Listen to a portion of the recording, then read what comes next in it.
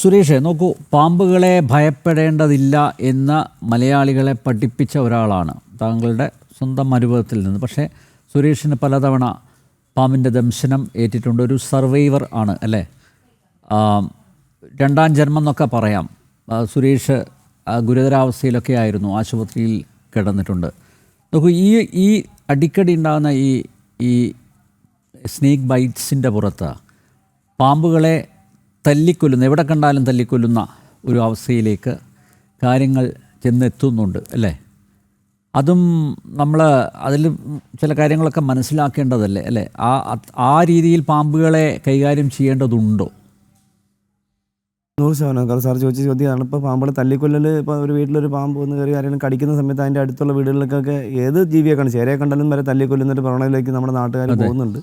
അത് ഭയം കൊണ്ടാണ്. കാരണം ഇപ്പോൾ കടി കിട്ടി ഇപ്പോൾ ഒരു കുഞ്ഞ് മരണപ്പെടുമ്പോൾ പിന്നെ ആ ഏരിയയിലുള്ള പിന്നെ നമ്മൾ എന്ത് പറഞ്ഞാലും അവരെ നമുക്ക് ബോധവൽക്കരിക്കാൻ കഴിയില്ല. അവരുടെ ഭയം ഒരിക്കലും മാറ്റാനും നമുക്ക് കഴിയില്ല. ആ ഭയം അങ്ങനെ തന്നെ നിൽക്കുക. നഷ്ടപ്പെട്ടവർക്ക് മാത്രമേ അത് നഷ്ടപ്പെട്ടതിൻ്റെ ബോധം, നഷ്ടപ്പെട്ടതിൻ്റെ അത് മനസ്സിലാവുകയുള്ളൂ. പക്ഷേ നമ്മളൊക്കെ ഇപ്പോൾ അവിടെ ബോധവൽക്കരിക്കുമ്പോൾ അവർ അപ്പോഴേ പറയും അത് നമ്മൾ നോക്കുന്നില്ല, നമ്മൾ തല്ലിക്കൊല്ലുന്നു. ഇപ്പോൾ എനിക്ക് കടി കിട്ടിയെന്ന് പറഞ്ഞാൽ ഞാൻ ഇത്രയും യാത്ര ചെയ്ത് റെസ്റ്റില്ലാതെ പാമ്പ് പിന്നെ പിടിക്കാൻ പോകുന്ന സമയത്താണ്.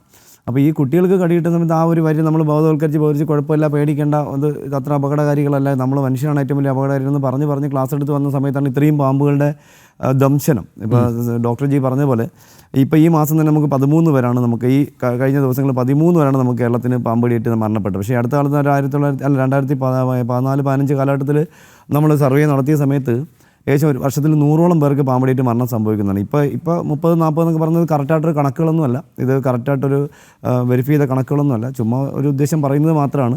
ഇപ്പോൾ ഇത് നമ്മൾ ശ്രദ്ധിച്ചില്ല. ഇപ്പോൾ സാറ് പറഞ്ഞ പോലെ കൃഷി ഉള്ള സ്ഥലത്ത് പാമ്പടി ഏൽക്കുന്നു. പക്ഷേ നമ്മുടെ നാട്ടിൽ കൃഷിയില്ലെങ്കിലും പാമ്പുകൾക്ക് വസിക്കാനുള്ള സാഹചര്യം ഒരുക്കുന്നു. കാരണം ഞാൻ പുറത്ത് ഒരുപാട് സഞ്ചരിക്കുന്ന ആളാണ്. നമ്മുടെ നാട്ടിലൊക്കെ എല്ലാ പാടവരമ്പുകളൊക്കെ സഞ്ചരിക്കുന്നത്. അപ്പോൾ നമ്മൾ ചെല്ലുന്ന സമയത്തൊക്കെ പാറ കൊണ്ട് അടുക്കിയ മതിലുകളും അതുപോലെ എന്താ പറയുക എലിയുടെ എലിക്ക് വസിക്കാനുള്ള സാഹചര്യങ്ങളും ഫുഡിൻ്റെ വേസ്റ്റ് വിടുന്നതും ഇവയൊക്കെ പാമ്പുകൾക്ക് വസിക്കാനുള്ള സാഹചര്യം. പക്ഷേ നമുക്ക് പറമ്പിൽ വെച്ചോ പാടത്ത് വെച്ചോ കടി കിട്ടുന്നതിൻ്റെ എണ്ണം വളരെ അപൂർവമാണ്. എല്ലാം വീട്ടിൻ്റെ പരിസരത്ത്. അതായത് നമ്മൾ വീട്ടിൻ്റെ പരിസരത്ത് സാറ് ഡോക്ടർ ജി പറഞ്ഞ പോലെ നമ്മൾ ചെടി വളർത്തുന്നു, അതുപോലെ നമ്മൾ അഗ്രികൾച്ചർ, അതുപോലെ നമ്മൾ പച്ചക്കറിയൊക്കെ നടുന്നു, ആ സ്ഥലത്തൊക്കെ വേസ്റ്റ് ഉണ്ടാകുന്നു, അത് കഴിക്കാണ്ട് എലി വരുന്നു, അതിനെ പിടിക്കാണ്ട് പാമ്പ് വരുന്നു. അപ്പോൾ അവിടെയൊക്കെ വെച്ച് കടി കിട്ടിയ സാഹചര്യം കുറവാണ്. സത്യം പറഞ്ഞാൽ ഈ അടുത്ത കാലത്തൊക്കെ കൃഷി ചെയ്യുന്ന സ്ഥലത്ത് പാമ്പ് കിട്ടിയ ഒരു ഓർമ്മയില്ല. പിന്നെ എനിക്ക് തോന്നുന്നത് കുറച്ച് കാലം പിന്നെ പാലക്കാട് ജില്ലയിലാണ് ഏറ്റവും കൂടുതൽ പാമ്പടി റിപ്പോർട്ട് ചെയ്തത്. പക്ഷേ ഇന്ന് പാമ്പടി അവിടെ കുറവെന്നാണ് പലരും പറഞ്ഞത്. പക്ഷേ ഒരു കാര്യമുള്ളത്, അവിടെ ഇപ്പോൾ പാമ്പടി കുറയാൻ കാരണം ഇപ്പോൾ കർഷകരില്ല, കൃഷിക്കാരില്ല. ഇപ്പോൾ എല്ലാം കൊയ്ത്ത് മെഷീനും ട്രാക്ടറും ഒക്കെയാണ്. അപ്പോൾ അതൊക്കെ കയറുമ്പോൾ 90% സാധനങ്ങൾ അവിടെ ഇരുന്ന് മരണപ്പെടുകയുള്ളൂ.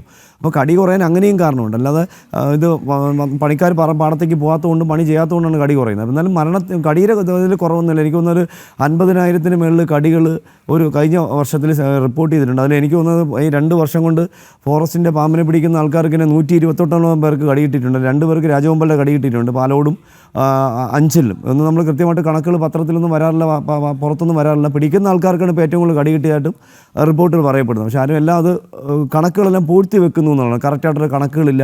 ഇത് ചുമ്മാ ഒരാളിന് തോന്നിയ കണക്കുകളാണ് പറയുന്നത്. അപ്പോൾ പാമ്പ് കടിക്കും, ചവിട്ടിയെ കടിക്കും എന്നൊക്കെ നമ്മൾ ക്ലാസ് എടുത്തിട്ടുണ്ട്, നമ്മൾ ട്രെയിനിങ് ആളുകളെ ബോധവൽക്കരിക്കുന്നുണ്ടായിരുന്നു. പക്ഷേ ഈ കടികൾ വീട്ടിനകത്ത് നമ്മൾ വീടും പരിസരവും സൂക്ഷിക്കാത്തതുകൊണ്ടും വൃത്തിയാക്കാത്തത് കൊണ്ടുമാണ് നമ്മുടെ വീടിൻ്റെ പരിസരത്ത് പാമ്പുകളുടെ സാന്നിധ്യം കൂടുന്നത്. പിന്നെ അടുത്ത പറമ്പുകൾ, ഇപ്പോൾ പാമ്പുകൾക്ക് ഞാൻ പറഞ്ഞു പാമ്പുകൾ വസിക്കാനുള്ള സാഹചര്യം നമ്മൾ ഒരുക്കി കൊടുക്കുന്നു. അടുത്ത പറമ്പുകളൊക്കെ കാട് കയറി കിടക്കുന്നു. അപ്പോൾ അവർക്കൊക്കെ ജീവിക്കാം. പക്ഷേ അവിടെ ഫുഡ് കിട്ടാതെ വരുമ്പോൾ അവർ നമ്മളെ വീട്ടിലേക്ക് വരുന്നു. ഇങ്ങനെയൊക്കെയാണ് നമുക്ക് കടി കിട്ടുന്നത്. അപ്പോൾ നമ്മൾ കൂടുതൽ ആൾക്കാരും പുറത്തോട്ട് പോയി പണി, ഇപ്പോൾ തൊഴിലുറപ്പിൻ്റെ അമ്മമാർക്ക് എത്ര പേർക്ക് കടി കിട്ടിയിട്ടുണ്ട്?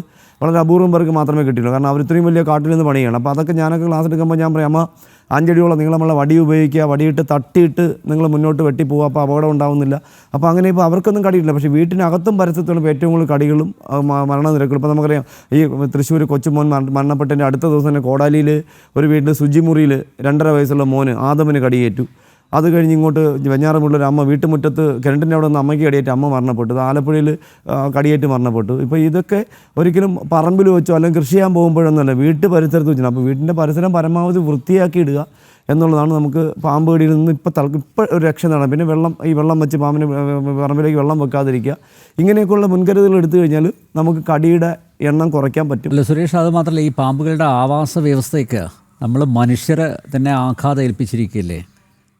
100%. ഇപ്പം നമ്മൾ ഇത്രയൊക്കെ അവർ വസിച്ചുകൊണ്ട സ്ഥലങ്ങളിൽ നമ്മളെല്ലാം JCB വെച്ച് ഇടിച്ച് നിരത്തി നല്ല ഇതാക്കി അവർക്ക് ആവാസ വ്യവസ്ഥ ഉണ്ടാവുന്നില്ല, അവർക്ക് ജീവിക്കാനുള്ള സാഹചര്യം ഉണ്ടാവുന്നില്ല.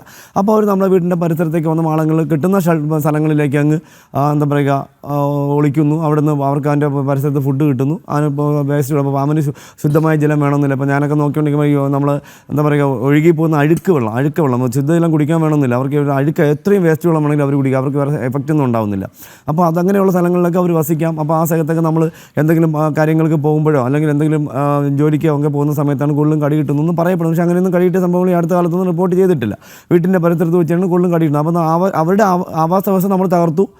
അപ്പോൾ അവർ നമ്മളോടൊപ്പം കിട്ടുന്ന സ്ഥലത്ത് അഡ്ജസ്റ്റ് ചെയ്ത് ജീവിക്കുന്നു. ആ സമയത്ത് നമ്മൾ ശ്രദ്ധിക്കാതിരിക്കുമ്പോൾ നമുക്ക് കടിയുടെ എണ്ണം കൂടുന്നു എന്നുള്ളതാണ്. ഇപ്പോൾ അങ്ങനെയാണ് കടി കൂടുന്നത്. അല്ല ഒരിക്കലും സാറ് പറഞ്ഞ കൃഷി സ്ഥലത്തൊന്നും പോയിട്ടല്ല ഇപ്പോൾ ആൾക്കാർക്ക് കടി കിട്ടിയതായിട്ട് റിപ്പോർട്ടുകൾ നമ്മുടെ കേരളത്തിൽ പറഞ്ഞത്. അതുപോലെ തന്നെ നമുക്ക് സാർ നേരത്തെ പറഞ്ഞ പോലെ നേരത്തെ ചോദ്യത്തിൻ്റെ മറുപടി പറയാൻ വിട്ടു. നമ്മൾ എല്ലാ സ്ഥലങ്ങളിലും ആൻറ്റിവെനം നമ്മുടെ താലൂക്ക് ഹോസ്പിറ്റലിൽ ആൻറ്റിവെനം ഉണ്ടെന്ന് പറയുന്നു. ഡോക്ടർ ജി പറഞ്ഞ പോലെ ആൻറ്റിവെനം ഉണ്ടായിട്ട് കാര്യമില്ല. ആൻറ്റിവെനം ഉണ്ടായാൽ തന്നെ അത് ചെയ്യാനുള്ള ഡോക്ടർമാർ വേണം. അതിപ്പോൾ പല സ്ഥലത്ത് ഇപ്പോൾ ഞാൻ ഇന്ന് രാവിലെ ഒരു സ്നേക്ക് ബൈറ്റ് ഉണ്ടായിരുന്നു പെരുങ്കുഴി എന്നുള്ള സ്ഥലത്ത്. പെരുങ്കുഴി പടിയിട്ട് ഞാൻ പെട്ടെന്ന് അവിടെ എത്തി. അപ്പോൾ ഒരു ലോഡ് വിറവുണ്ടായിരുന്ന വിറവൊക്കെ എടുത്ത് മാറ്റിയപ്പോൾ കടിയുടെ കാര്യം പറഞ്ഞപ്പോഴേ ഞാൻ പറഞ്ഞു ചേരയാവാൻ സാധ്യതയെന്ന് പറഞ്ഞു. എടുത്തൊക്കെ മാറ്റിയപ്പോൾ അത് ചേരയായിരുന്നു ഭാഗ്യമാണ്. പക്ഷേ അപ്പോഴും തന്നെ അവർ കൊണ്ടുപോയത് വീണ്ടും താലൂക്ക് ഹോസ്പിറ്റലിലേക്കാണ്. താലൂക്ക് ഹോസ്പിറ്റലിൽ ചെന്നാൽ അവിടെ മരുന്നുണ്ടെങ്കിൽ ആളുണ്ടാവില്ലെന്ന് ഞാൻ പറഞ്ഞു. എന്നിട്ട് അവർ അവിടെ ചെന്ന് അവിടെ ഒരു അരമണിക്കൂറോളം സമയം കഴിഞ്ഞു. പിന്നെ അവിടെ നിന്ന് ആംബുലൻസ് വിളിക്കുന്നു. അവിടെ നിന്നാണ് പിന്നെ തിരുവനന്തപുരം മെഡിക്കൽ കോളേജിലേക്ക്. അപ്പോൾ ഡോക്ടർ ജി പറഞ്ഞ പോലെ ഏകദേശം 1 മണിക്കൂറോളം സമയം കഴിയുന്നു. അപ്പോൾ ഒരു നല്ല ഒരു മൂർഖന കോബ്രയുടെ വൈപ്പറിൻ്റെ ഒക്കെ ബൈറ്റാണെങ്കിൽ ആ ഡെത്തിനുള്ള സമയം അടുക്കുന്നു എന്നുള്ളതാണ്. അപ്പോൾ പെട്ടെന്ന് മരുന്ന് എത്തും. അപ്പോൾ എത്രയും പെട്ടെന്ന് കിട്ടുന്ന നമുക്ക് ഇല്ല എന്ന് ഉറപ്പുണ്ട്. നമുക്ക് ഇന്ന സ്ഥലത്ത് മരുന്നില്ല. നമ്മളിപ്പോൾ കുറേ ദിവസം പറയുന്നുണ്ട് ഇന്ന സ്ഥലത്ത് മരണപ്പെട്ടു, ചെറിയ താലൂക്ക് ഹോസ്പിറ്റൽ, ചെറിയ നെയ്യാറ്റിൻകര, ഇങ്ങനെ പെട്ട് നേരെ മെഡിക്കൽ കോളേജിലേക്ക് വരുന്നു. അപ്പോൾ ഇങ്ങനെയുള്ള വാർത്തകൾ നമ്മൾ എല്ലാ ഇതിലും നമ്മൾ പാമ്പ് കടിച്ചാൽ ഏറ്റവും അല്ലെങ്കിൽ സ്നേക്ക് ബൈറ്റ് കിട്ടില്ല അനിവാര്യപ്പെട്ട ആംബുലൻസ് നമ്പറല്ല നമ്മൾ കരുതി വെക്കേണ്ടത്. മരുന്നുള്ള എല്ലാ ഫെസിലിറ്റീസും ഉള്ള ഹോസ്പിറ്റലുകളുടെ പേരാണ് നമ്മൾ ആദ്യം മൊബൈലിലോ ഡയറിയിലോ സേവ് ചെയ്ത് വെക്കേണ്ടത്. എല്ലാ ഹോസ്പിറ്റലുകളിലും ലഭ്യമാണോ സുരേഷ്? ഇത് സർക്കാർ ആശുപത്രികളിലും മെഡിക്കൽ കോളേജിലും ഒക്കെ ലഭ്യമാണോ? മാത്രമല്ല ഞാൻ നേരത്തെ ചോദിച്ച ഒരു പ്രധാനപ്പെട്ട ചോദ്യം ഞാൻ ഈ ചർച്ചയ്ക്ക് മുമ്പ് ഞാൻ ഡോക്ടറെ അടുത്ത് സംസാരിച്ചപ്പോൾ ചോദിച്ചു അതാണ്. കാരണം ഇതിനൊക്കെ ഒരു എക്സ്പയറി ഡേറ്റ് കാണുമല്ലോ അല്ലേ? ഇതൊക്കെ പരിശോധനയ്ക്ക് വിധേയമാക്കുന്നുണ്ടോ?